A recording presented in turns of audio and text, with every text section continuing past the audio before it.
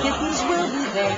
They'll be dressed up in their Sunday best with flowers in their hair, wearing red and yellow ribbons and a tiny tinkle bell. There'll be kittens from the city and the countryside as well. Mr. Tommy Cat's invited just to play his violin. When the kittens pick their partners, then the dancing will begin. But perhaps I ought to tell you why there's such a happy crowd. There's a sign upon the wall that says no doggies are allowed. When it's time to eat, meow, meow, cans of salmon piled up to the sky. Each one has his little bowl of milk. For dessert, there's a catnip pie.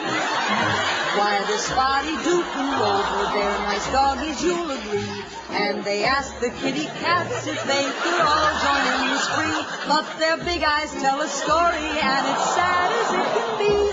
For the answer from the kitty cats was no sir, no sirree.